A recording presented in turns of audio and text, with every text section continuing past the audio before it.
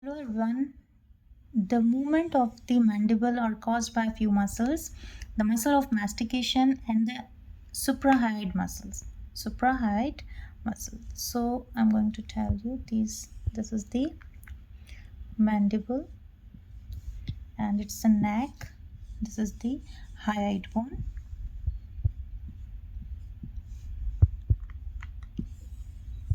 Okay. So this is the horrible diagram. Anyways, the suprahyoid muscles. Suprahyoid muscles are four. One is the digastric muscle. Di means two. When there are two bellies of one muscle, we say two. That is the digastric muscle. Number one is the digastric. Number second is the stylohyoid. Stylohyoid. And the genohyoid. And the last one is the mylohyoid. Mylohyoid. So these are the muscles of the neck, that is the suprahyoid muscles. And the muscles of mastication are the temporalis. The masseter from zygomatic bone, it's going over the angle of the mandible and the ramus of the mandible. So this is the temporalis and this is the masseter. And lateral pterygoid, the fibers of the lateral pterygoids are going from the sphenoid bone towards the mandible. So this is the lateral pterygoid from the pterygoid plates of the sphenoid bone, pterygoid, and the medial pterygoid.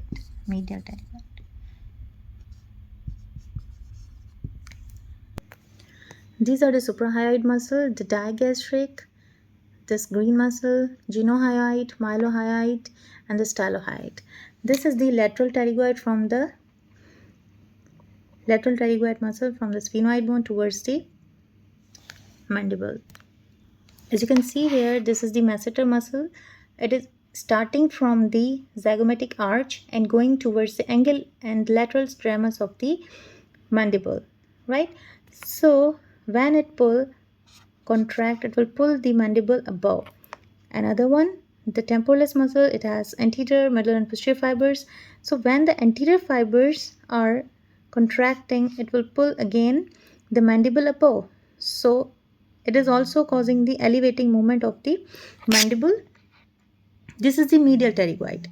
Now medial pterygoid are present inner side. Now the masseter muscle is present outside and the medial pterygoid is present inside the ramus. So medial pterygoid muscle, it starts from the medial surface of the lateral pterygoid plate of the sphenoid bone and insert over the medial surface of the angle of the mandible. As you can see here, this is the angle of the mandible. When it contracts from inner and outer side, two muscles are acting, so it creates a powerful elevation during the chewing. If we are talking about the depression, so for the depression, the suprahyoid muscle, see, if the hyoid bone is fixed, when it contracts, it will pull the mandible downward. This is the muscle, and when it contracts, it will pull the mandible downward. So we say for the depression of the mandible, the suprahyoid muscle are being used and it causes the depression of the mandible and opening of the mouth. You can see here, this is the mastoid process, this is the mandible, and this is the digastric muscle.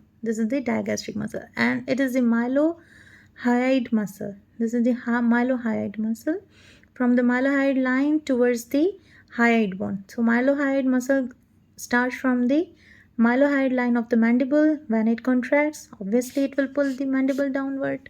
And this is the genohyoid muscle. It will start from the genial tubercle of the mandible and insert over the hyoid bone. So we can see that when it contracts, the mandible will move downward. Now see, for the lateral pterygoid muscle, it starts from the sphenoid bone, and attaching over the mandible, neck of the mandible. So its fibers are going horizontally. The fibers are going horizontally, as you can see here. I'll show you. So this is the lateral pterygoid muscle. When it contract, it will move the mandible forward. So obviously it can lead to the protrusion. So you can say for the protrusion, the fiber should move the mandible forward when the contraction occurs. And for retraction means backward movement of the mandible occurred by the posterior fiber of the temporalis muscle. You can see here, these are the posterior fibers. These are the posterior fibers of the temporalis muscle. If they contract, obviously what they will do, they will pull the mandible backward. And for the forward movement, lateral pterygoid, because from behind the sphenoid bone, it is coming anteriorly towards the mandible. I can draw here. So now imagine if the temporalis muscle is, the posterior fibers of the temporalis muscle are attaching here, and when they contract, they will pull the mandible backward. So we say for the retraction, the muscle used is the temporalis muscle. For protrusion, the muscle is used as the lateral pterygoid muscle because it is attached over the sphenoid bone. So I hope it's clear. Now a quick review for closing the mouth. Closing the mouth means the elevation. Elevation, closing the mouth. For closing the mouth, the muscle is used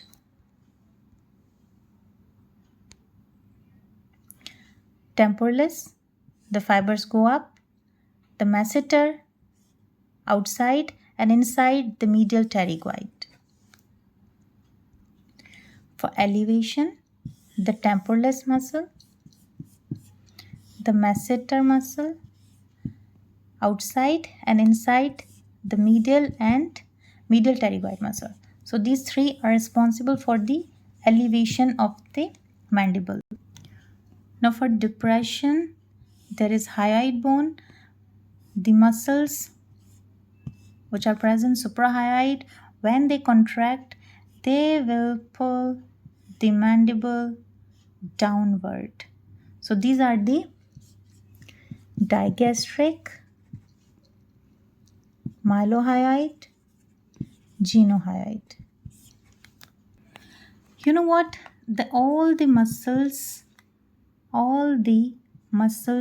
of mastication are supplied by the mandibular branch of trigeminal nerve.